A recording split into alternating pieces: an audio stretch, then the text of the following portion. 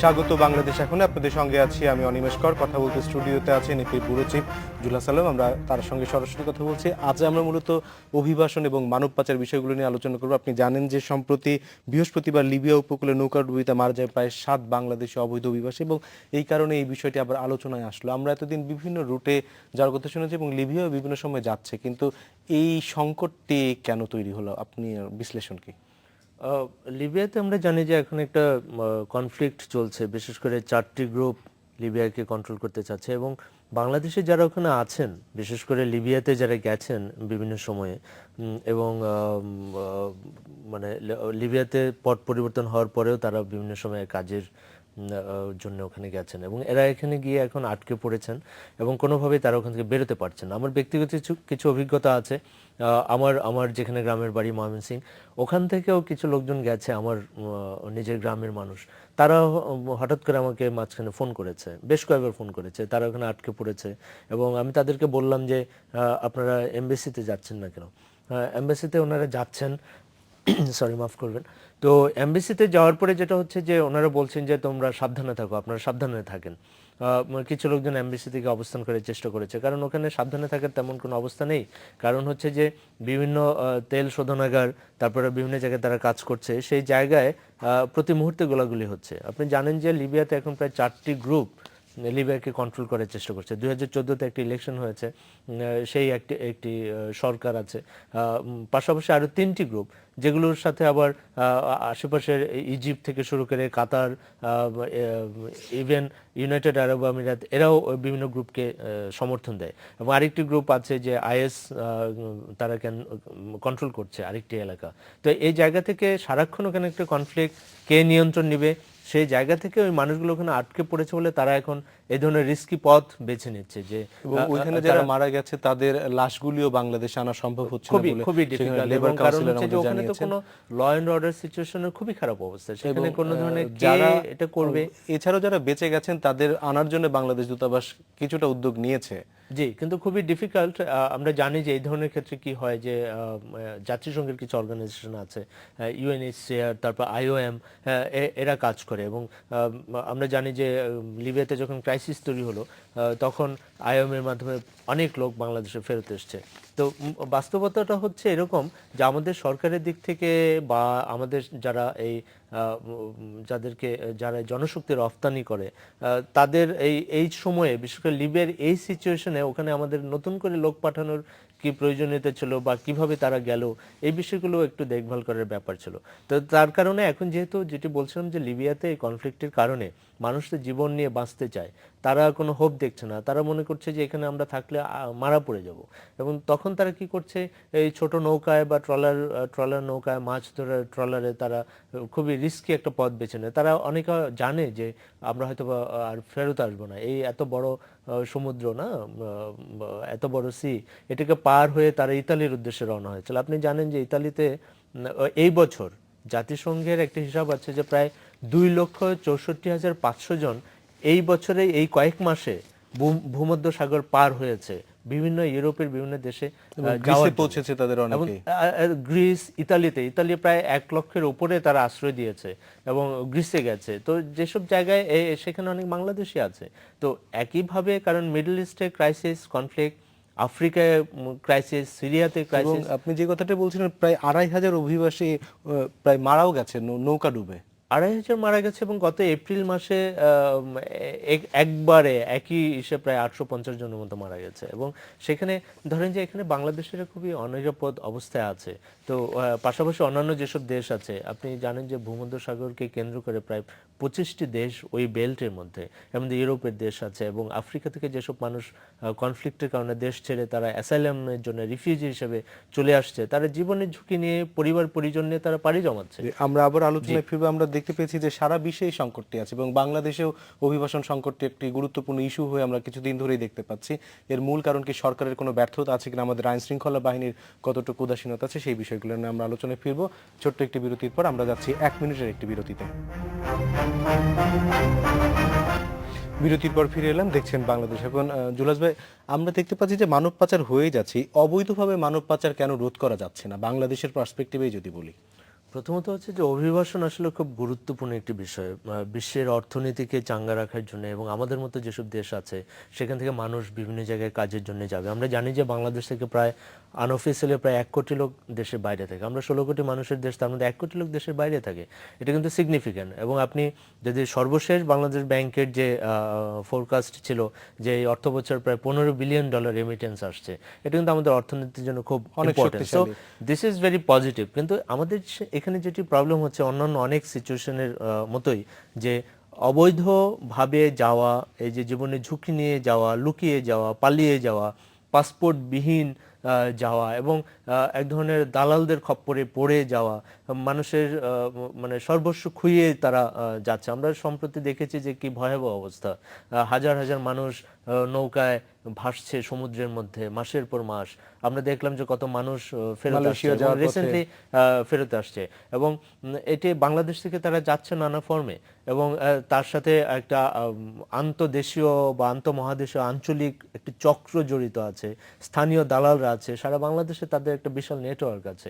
আমরা জানি যে এসব নিয়ে নানা কাজ হচ্ছে, তারপরও সরকারের ব্যর্থতা, সেটা কিছু ব্যর্থতা তো আছে ডেফিনেটলি, আইন শৃঙ্খলা বাহিনী তাদের কিছু আছে, কিন্তু এর পাশাপাশি আমাদের সচেতনতার অভাব, আমাদের দারিদ্র্য আছে। বাংলাদেশ দারিদ্র্য নিরসন অনেক ইমপ্রুভ করেছে, নো ডাউট।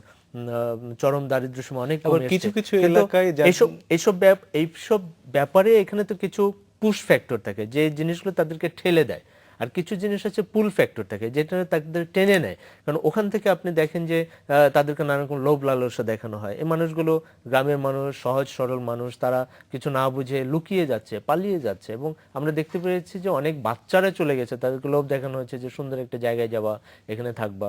আমি নিজে যখন কাজ করেছি কক্সবাজারে, তখন আমি দেখেছি যে এই ধরনের ঘটনা ঘটছে।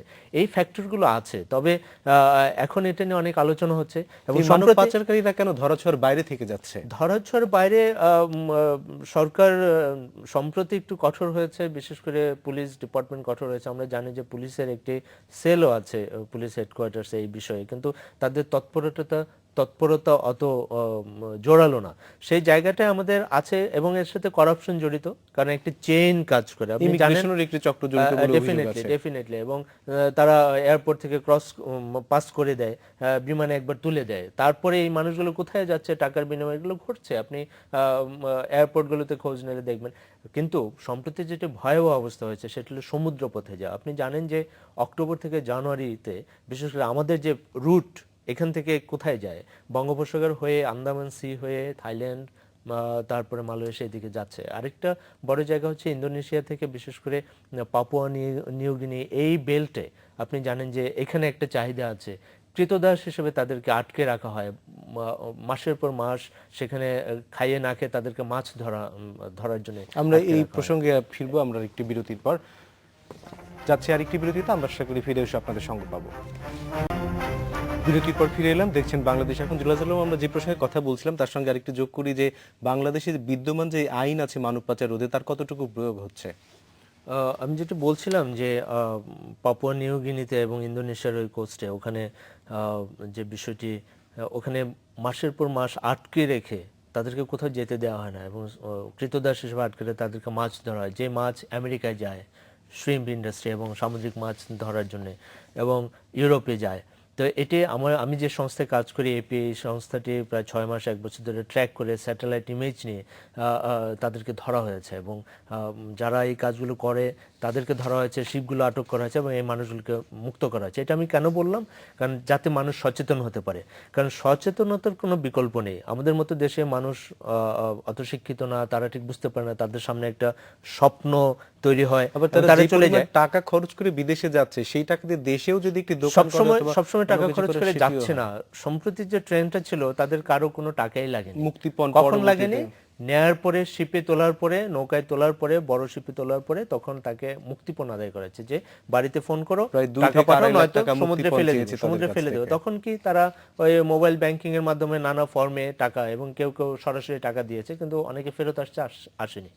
আর আইনের যে বিষয়টি আপনি বললেন যে বাংলাদেশে সাধারণত এই ধরনের অবৈধ ভাবে যারা মানব পাচার করে বা মানব পাচার যারা করে পুরো বিষয়টি অবৈধ, সেটি দুটো আইনের আওতায় বাংলাদেশে আসলে নিয়ে আসে। একটি হচ্ছে overseas employment and migration act 2013, আরেকটি হচ্ছে women and child trafficking act 2012। এই দুটোর আন্ডারে কিন্তু মূল বিষয়টি হচ্ছে যে সচেতনতা এবং যে চক্র এটিকে নিয়ে মানব পাচারের সাথে যুক্ত, এরা এতই শক্তিশালী যে আইনের যথেষ্ট প্রয়োগ আসলে হয় না, এবং হলেও সেটা নানা ফাঁকফোকর দিয়ে দুর্নীতির কারণে বেরিয়ে আসে।